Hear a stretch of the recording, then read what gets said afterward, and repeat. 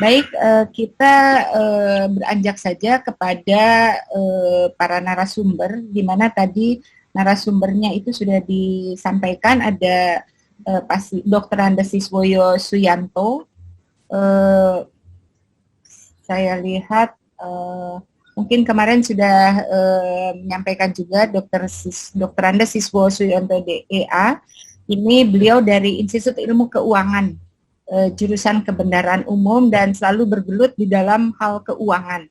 Pendidikannya di Paris, ya, dan juga pernah di Tokyo.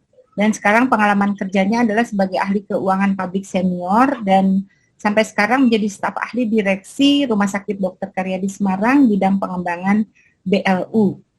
Pokoknya urusan keuangannya Dr. Siswoyo Suyanto.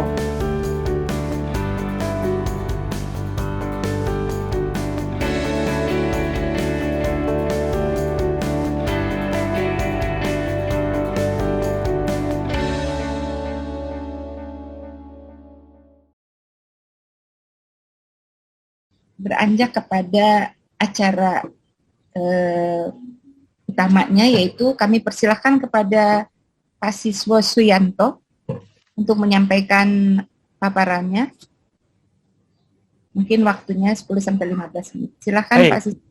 Baik, terima kasih Bu Ina, Ibu Moderator. Ya, Pak. Bapak-bapak pembicara, bapak-bapak pembahas, Pak Darwito juga itu. Kemudian semua rekan-rekan yang hadir, saya ucapkan Assalamualaikum warahmatullahi wabarakatuh, selamat siang, salam sejahtera, semoga sehat semua. Bu Ina, mohon izin, saya mau share. Y. Silakan, Pak. Baik.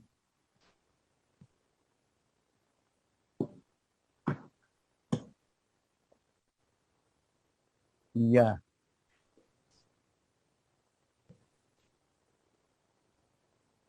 Ya. Ya. Ya. Baik, jadi saya share sekarang. Sudah kelihatan ya? Sudah bisa? Ya. Slideshow aja, Pak. Slideshow, ya. Ya. Baik, terima kasih. Ya. Saya bisa mulai, jadi begini. Ini saya tulis di sini masih sama yang kemarin judulnya, tapi saya tambah lanjutan. Jadi sebenarnya saya tidak perlu menjelaskan sampai detail tentang apa itu BLU, karena kebetulan juga hari ini nanti akan ada yang betul dari BLU-nya aslinya, kalau kemarin saya kan pura-puranya itu. Nah, saya akan melanjutkan apa yang sudah saya sampaikan kemarin. Nah, sebelum saya mulai, ada beberapa catatan atau quote yang kemarin sempat kita ungkap. Yang pertama adalah, nah ini yang perlu menjadi perhatian. Di Indonesia ini kelihatannya ada dua hal yang kayaknya menjadi rancu. Karena orang tidak bisa memahami dokter praktek dengan residen. Jadi semua sama. Jadi koas dengan residen. Jadi itu anggapannya sama saja. Mereka adalah orang yang atau anak didik yang mencari ilmu. Padahal saya baru memahami bahwa ternyata yang disebut dengan residen itu adalah profesional. Seperti yang kemarin disampaikan. Ternyata beliau-beliau itu atau mereka-mereka itu punya SIP khusus untuk praktek di rumah sakit pendidikan. Nah ini kebetulan anak-anak saya kebetulan spesialis dan mereka kemudian menjelaskan kepada saya, wah itu salah kalau pemikiran kayak gitu, itu koas. Nah, kalau residen itu saya punya surat izin praktek, saya itu profesional. Oh, nah kalau gitu benar dong bahwa teman-teman pada ribut. Nah, jadi di sini ada perlu prinsip bisnis yang kemarin saya sampaikan, perlu adanya pertimbangan rasional antara kinerja dan biaya dong. Jadi para profesional yang bekerja itu ya harus dibayar. Nah, ternyata sebagaimana kemarin saya sampaikan, sistem pengelolaan keuangan negara dengan penerapan pola BKBLU pada unit-unit layanan tertentu dapat mengakomodasi pemikiran tersebut di atas. Nah, jadi tiga inilah yang kita quote dari hasil pembicaraan kemarin. Mudah-mudahan nanti rekan saya yang dari BLU bisa sependapat dengan apa yang saya quote, terutama yang terakhir ini. Kemudian apa sih yang kemudian kita harus lihat di dalam PKBLU ini, sebenarnya ada satu kata kunci. Ya, jadi ketika residen itu mau dibayar, kata kuncinya adalah bisa enggak. Kemarin saya ingat Pak Joni yang dari Surabaya, di Surabaya, beliau mengatakan bisa itu kami. Tapi Bulis mengatakan kami yang di Jakarta enggak bisa itu. Nah, ini yang harus kita jelaskan kenapa. Ya. Jadi kalau kita perhatikan PKBLU itu ternyata seperti yang kemarin saya sampaikan per definisi adalah badan yang dibentuk pemerintah untuk menyelenggarakan layanan umum, mengelola dana masyarakat yang diterima berkaitan dengan layanan yang diberikan dan tidak termasuk kekayaan negara yang dipisahkan. Ini adalah sebuah genre khusus di dalam kelembagaan keuangan negara. Ya, jadi ini adalah sebuah gender in between. Kemudian saya sampaikan bahwa secara teori adalah sebuah lembaga pemerintah dengan otonomi khusus. Kemudian implementasinya apa? Loh, ini yang perlu kita perhatikan. Rinciannya, nomor 1, unit kerja pemerintah. Menyelenggarakan layanan publik. Bukan merupakan kekayaan yang dipisahkan. Yang nomor terakhir ini yang paling penting. Pengelolaan bersifat korporatif. Bukan birokratif. Ya. Kemudian berikutnya, kekayaannya tidak dipisahkan. Tidak untuk mencari keuntungan, tapi boleh cari manfaat. Boleh cari lebihan. Berikutnya adalah penting ini, fleksibel dalam pengelolaan keuangan. Nah, berikutnya pegawainya profesional. Ini yang kemarin saya sampaikan, PNS dan non-PNS. Baik, financial manajemennya yang dikatakan tadi fleksibel itu kayak apa sih? Anggarannya bersifat fleksibel dan dinamis. Anggarannya bisa digeser-geser, kemudian anggaran itu seharusnya tidak dikunci. Jadi antara penerimaan dan pengeluaran tidak dikunci. Kemudian diberikan dispensasi dalam pengelolaan perbendaharaan. Jadi pengelolaan aset dan lain-lainnya itu diberikan sebuah dispensasi. Ini adalah sebuah fleksibilitas yang mereka nikmati sebagai sebuah institusi dengan model pengelolaan keuangan khusus. Berikutnya, diberikan dispensasi tidak tunduk pada prinsip universalitas. Artinya uangnya tidak harus disetor dulu, baru dipakai, tapi uangnya boleh dipakai dulu, kemudian laporannya itu menggunakan retro. Kemudian diberikan dispensasi dalam pengelolaan aset sesuai praktek bisnis yang sehat. Ini kata kunci. Berikutnya, penerimaan merupakan fungsi dari pengeluaran.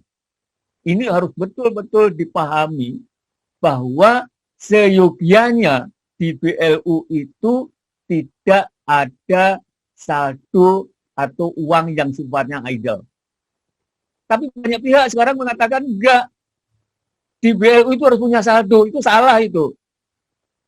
Karena kemarin saya sampaikan bahwa semakin banyak penerimaan akan semakin banyak layanan yang diberikan, semakin bagus layanan yang diberikan, sementara anggaran yang berasal dari APBN itu tidak semakin meningkat dari segi proporsional. Ini kata kunci sebenarnya. Ya. Kemudian dari Human Resources Management, ini harus ingat bahwa dikatakan di situ sumber daya manusianya adalah para profesional yang terdiri dari ANS dan non-ANS. Jadi jangan dikunci.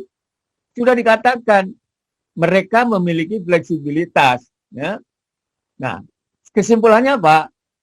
Kesimpulannya adalah bahwa fleksibilitas dalam penganggaran dan pemberian dispensasi dalam pengelolaan perbendaharaan mengharuskan teknik maupun mekanisme penyusunan anggaran dan pengelolaan perbendaharaan yang berbeda dengan sistem yang digunakan pada kementerian lembaga pada umumnya.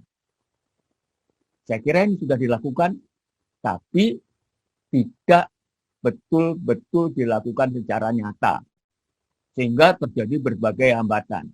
Kemudian kesimpulan berikutnya adalah fleksibilitas dalam penganggaran dan pemberian dispensasi dalam pengelolaan perbendaharaan mengharuskan disusunnya sistem akuntansi yang berbeda dengan sistem akuntansi kementerian lembaga pada umumnya. Kalau kita tanya, dibikin enggak sistem akuntansi BLU yang berbeda dengan KL? Udah. Tetapi tidak jauh bedanya. Tidak jauh bedanya. Dan tidak mampu menjawab permasalahan yang ada di lapangan.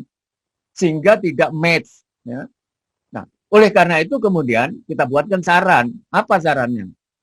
Diperlukan adanya variasi dalam sistem akuntansi PKBLU sesuai dengan nature atau sifat institusi PKBLU yang bersangkutan. Maksudnya apa?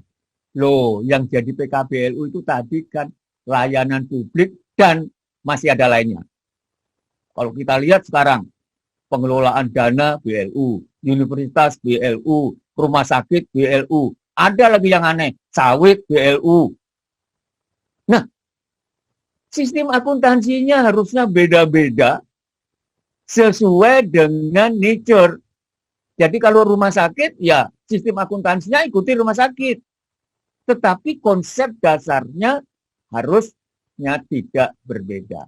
Kemudian berikutnya, perlu pengaturan dan implementasi konsepsi PKBLU pada institusi yang ditunjuk secara jelas, khususnya terkait dengan fleksibilitas dalam pengelolaan keuangan dan pengelolaan sumber daya manusia agar institusi dimaksud dapat berjalan sesuai yang diharapkan. Maksudnya apa sih?